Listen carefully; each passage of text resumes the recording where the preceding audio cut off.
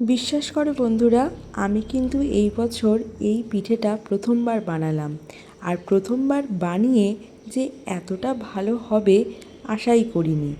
তোমরাও যদি আমার ভিডিওটা আজকে দেখো আর সঠিক মাপ দিয়ে তোমরাও যদি বানাও, তোমরাও কিন্তু আমার মতনই উত্তর দেবে। একবার বানালে বারবার বানাতে ইচ্ছা করবে। আজকের পিঠে হলো পোয়া পিঠে, তাও আবার গুড়ের পোয়া পিঠে। কেমন করে বানাই চলো দেখে নেওয়া যাক। আমি এখানে 1.5 কাপ পরিমাণে আতপ চাল 2 থেকে 3 ঘন্টা আগে ভিজিয়ে রেখেছিলাম এই কাপের মাপ অনুযায়ী। 2 থেকে 3 ঘন্টা ভেজানোর পরে এই চালই প্রায় 2 কাপ পরিমাণে হয়ে গেছে। আমার চালটা ভালো মতন ভিজে গেছে। তোমাদের একটু হাত দিয়ে ভেঙেও দেখাচ্ছি কতটা নরম হয়ে গেছে দেখো। এবার এই চালটাকে আমি মিক্সির জারে নিয়ে ভালো করে পেস্ট বানিয়ে নেব। সম্পূর্ণ চালটা আমি এই মিক্সির জারে দিয়ে দিলাম। এবার এই চালেতে আমি 1/2 কাপ পরিমাণে জল দেবো। বেশি জল দেবো না, 1.5 কাপ মানে 1.5 কাপ চালে যেটা 2 কাপ হয়ে গেছে, সেই চালের জন্য আমি 1/2 কাপ পরিমাণে জল দেবো। বেশি জল দিলে কিন্তু পাতলা হয়ে যাবে। তো আমি জলটা দিয়ে দিচ্ছি, দিয়ে ভালো করে পেস্ট করে তোমাদের কাছে নিয়ে আসছি। কত সুন্দর পেস্টটা হয়েছে দেখো, একদম মসৃণ একটা পেস্ট আমি তৈরি করে নিয়েছি। তোমাদেরকে একটু চামচের সাহায্যে দেখিয়ে দিচ্ছি, একদম মসৃণ একদম পেস্টটা তৈরি হয়েছে। এবার এই পেস্টটাকে পাশে রেখে আমি একটা খেজুর গুড়ের রস বানিয়ে নেব। যে কাপের মাপ অনুযায়ী আমি চাল নিয়েছি বা জল নিয়েছি, সেই কাপের মাপ অনুযায়ী কিন্তু আমি এখানে 1 কাপ পরিমাণে একটা পাটালিকে ভেঙে নিয়ে আমি 1 কাপ পরিমাণে গুড় এখানে নিয়ে নিয়েছি। এবার এই গুড়টাকে রস বানিয়ে নেব। একটা কড়াইয়ের মধ্যে গুড়টা দিয়ে দিলাম। গুড়টা দিয়ে আমি এবার একদম লো টু মিডিয়াম আঁচে রেখে গুড়টাকে রস বানাবো। আর দিয়ে দিচ্ছি সামান্য পরিমাণে জল। গ্যাসের ফ্লেমটা একদম লো টু মিডিয়ামে রেখে এই গুড়ের রসটা বানাতে হবে। এখানে কিন্তু বেশি জোরে আঁচ দিয়ে গুড়ের রসটা বানাতে যাবে না, তাহলে কিন্তু পুড়ে যেতে পারে। এবার আমার এখানে দেখতে পাচ্ছ রসটা একদম ভালো মতন ফুটে গেছে, রসটা হয়ে গেছে গুড়ের রসটা।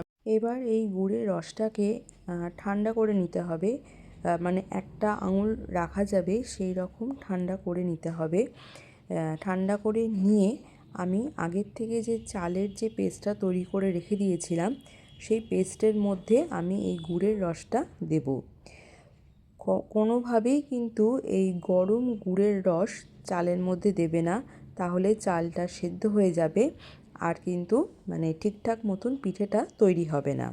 তাই ঠান্ডা করে নেবে, যেরকম একটা আঙুল রাখা যাবে সেই রকম ঠান্ডা করে নিতে হবে। সম্পূর্ণ গুড়টা দিয়ে ভালো করে আমি এই চালের সাথে মিশিয়ে নিচ্ছি। ভালো মতন মিশিয়ে নেওয়া হয়ে গেলে আমি এখানে দিয়ে দিচ্ছি ওই একই কাপ অনুযায়ী 1/2 কাপ পরিমাণে ময়দা। এখানে তোমরা ময়দার জায়গায় আটাও দিতে পারো, কোনো অসুবিধা নেই। কিন্তু এই কাপটা কিন্তু খেয়াল রাখবে, যে কাপ অনুযায়ী চাল দেবে সেই কাপ অনুযায়ী গুড়, সেই কাপ অনুযায়ী ময়দা বা আটা। তো আমি এখানে 1/2 কাপ পরিমাণে ময়দা দিয়ে দিচ্ছি।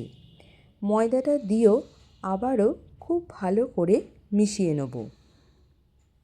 এবার কিন্তু খুব ভালো করে ফেটাতে হবে।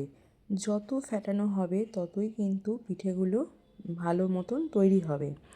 দেখো বন্ধুরা, আমি কিন্তু ক্রমশ ফেটিয়ে যাচ্ছি এবং অফ ক্যামেরাতেও প্রায় 5 থেকে 10 মিনিট ধরে আমি ভালো করে ফেটিয়ে নিয়েছি। ভালো করে ফেটানো হয়ে গেলে আমি এখানে স্বাদ মতন একটু নুন দিয়ে দিচ্ছি, সামান্য একটু নুন দিয়ে দিচ্ছি। স্বাদ মতন তোমরা নুনটা এখানে দিয়ে দেবে।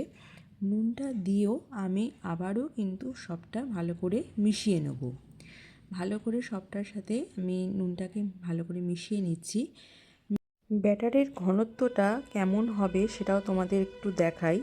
খুব পাতলাও হবে না, খুব ঘনও হবে না, ঠিক এই রকম ধরনের একটা ব্যাটার তৈরি করতে হবে।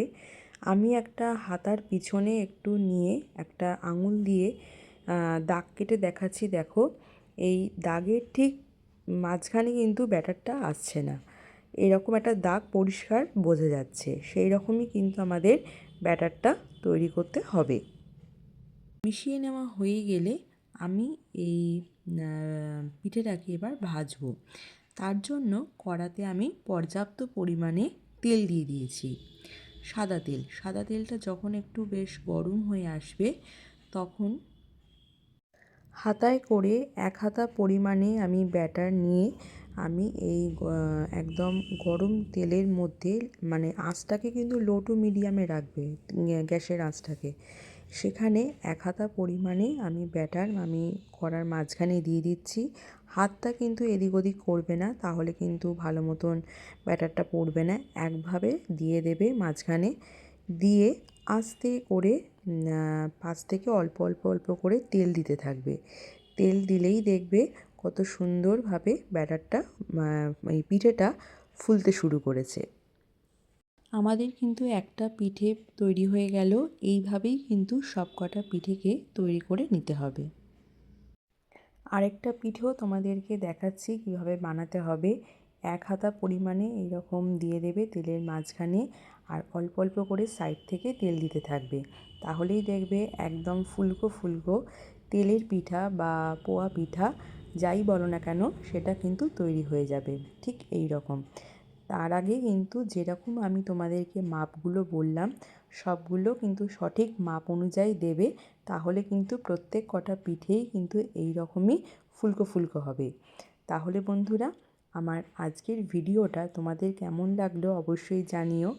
এই শীত চলে যাচ্ছে, ঠিক এরকম সময় যতটা সম্ভব এই পিঠে পুলি যা আছে, আমার মতন যারা মানে মিষ্টি প্রেমী, তারা কিন্তু অবশ্যই করে এই পিঠেটা বাড়িতে বানাও।